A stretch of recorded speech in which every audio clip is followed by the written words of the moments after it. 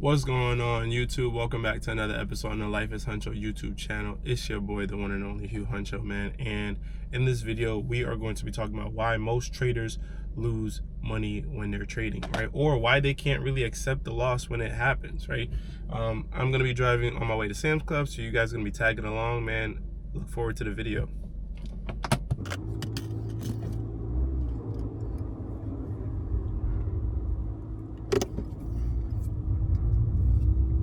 All right, first thing I want to get into is talking about why a lot of traders, they associate losing with being wrong, right? And what I mean by this is that internally that they believe that them themselves is wrong, right? Like they made a mistake, or that they are stupid, or that they're a bad person, or that they don't know what they're doing, right?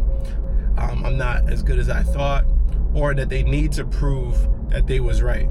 The reason why a loss can feel so personal is because your money and your own judgment is attached to the trade. But see, the thing about it though is that you can make a great trading decision and still lose, right? You can make a terrible decision and still win. Being wrong on a trade does not mean that you're a bad trader. The goal isn't to be right all the time, each and every single time, right? The goal is to execute a profitable system over a large sample size, right? Meaning taking over 100 to 200 trades consistently the same exact way, and then based off of that, you use that data to determine whether you're a good trader, bad trader, or whether your strategy is effective or not effective.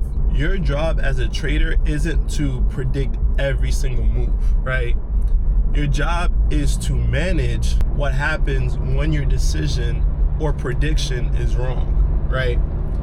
And that's really what trading is about. At the end of the day, losses are a part of the game, right?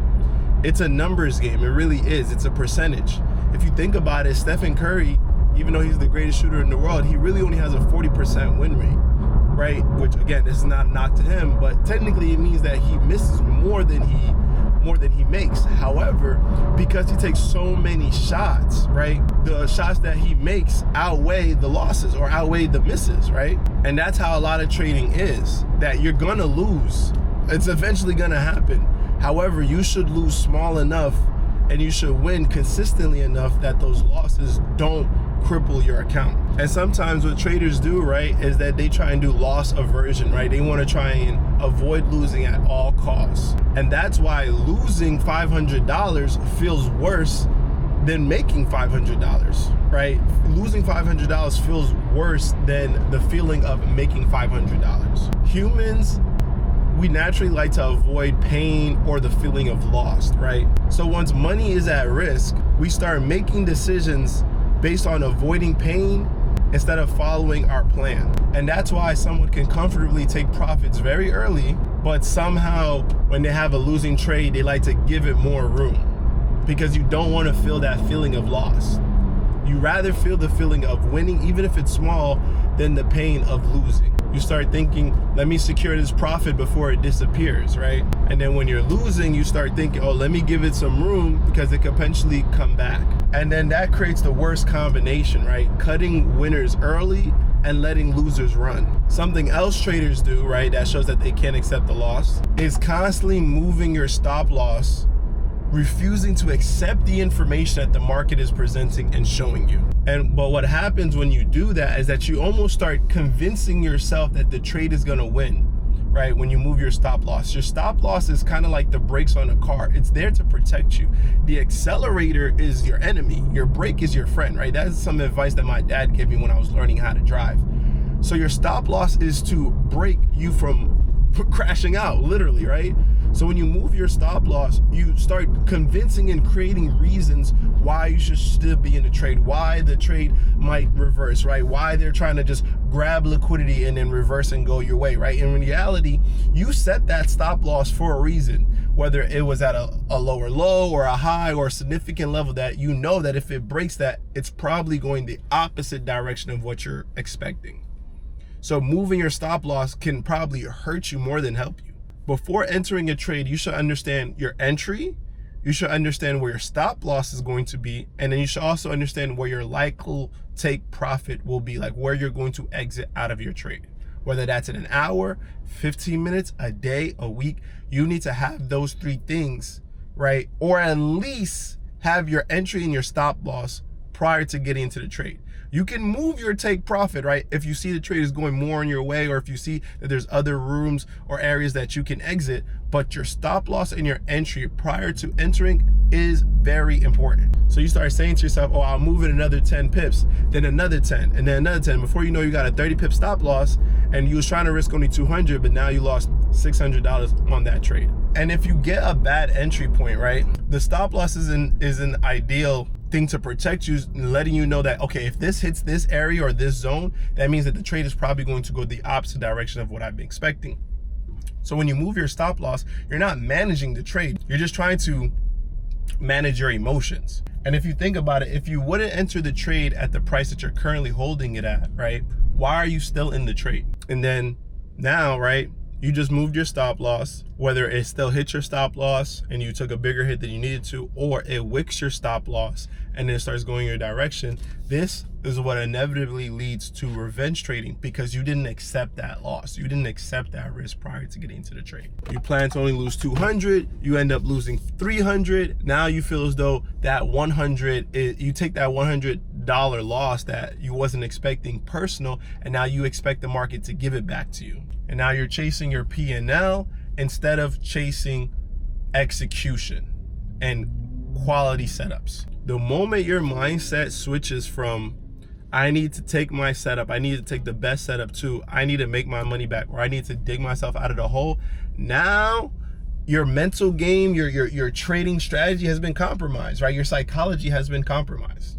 Because now you're not thinking like a trader, you're thinking like someone in the casino who lost on this round of roulette or whatever, and you got a couple of more chips and you feel as though before you could leave the casino, you could be at break even so your wife doesn't be mad at you.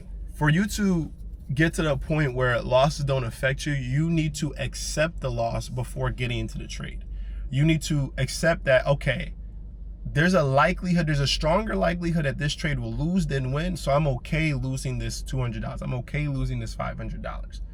That you're okay losing that $100. You're okay losing that $200. If this trade hits my stop, I'm completely okay losing this money. And if you can't genuinely accept that number, then you're risking too much. And the reason why is because when your risk is emotionally uncomfortable, you're more likely to move your stop, close early, stare at every single tick, every single second, revenge trade after that, and even completely abandon your strategy. Risk management isn't just protecting your account, it's protecting your psychology, right? You have to think in the realm of probabilities than individual trades, and understand that a profitable strategy has losing trades built in it. A profitable strategy has a 70 to 80% win rate. Even a 60% win rate can make you thousands of dollars a month net profit, like after losses, if you learn how to manage those losses. But the only way you can do that is by accepting the losses, accepting that they are a part of the game. Let's say your strategy has a 50% win rate, right? That means that losing isn't some unexpected, unexplainable malfunction, right? Losing is literally part of the strategy.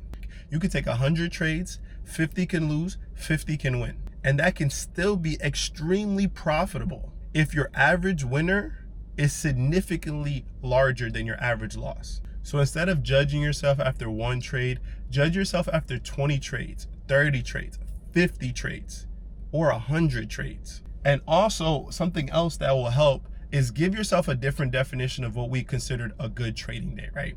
A good trading day isn't just a day where you end up green, right? A good trading day is when you followed your rules, win or loss. You can lose money and trade very well. You can make money and trade very badly.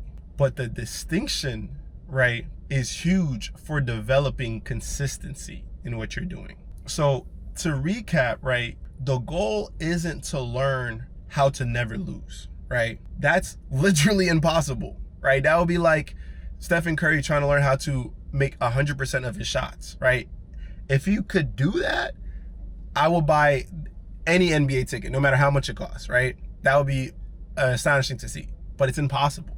The goal is to become so comfortable taking a planned loss that one losing trade does not change how you see yourself as a trader or as a person. You take the loss, you review it, you see what you could have done better, right? You see what went well and what didn't work, and then you wait for the next opportunity. Because once you accept losing, then you can stop turning small losses into really big ones, right? The moment you accept all parts of the game is how you can really fall in love with it, right? I should say. So with that being said, I hope that helped you understand that accepting the losses, right, is a natural part of this industry or this career field. But understand that the losses do not define you. They do not define you as a trader, and they do not define you as an individual. Sometimes the smartest people in the world can still be wrong, right? Even with all of the information and the knowledge and the resource that they have. A lesson is you can't make lemonade without a couple of lemons, right? You can't make millions without a couple of L's. You can't make an omelet without cracking a couple of eggs, right? So I hope you enjoyed this video. Next time, we're gonna be talking about how to stop over trading, right? Now we talked about the losses.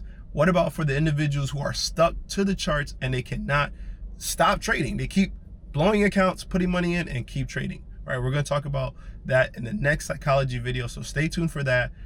Thank you for hopping on. If you like this video, comment, like, subscribe, send this to another trader that you know is having difficulties accepting losses, and hopefully this will help them get to the next level of profitability. And with that being said, until the next video, I'm Hugh Huncho, and I'm out.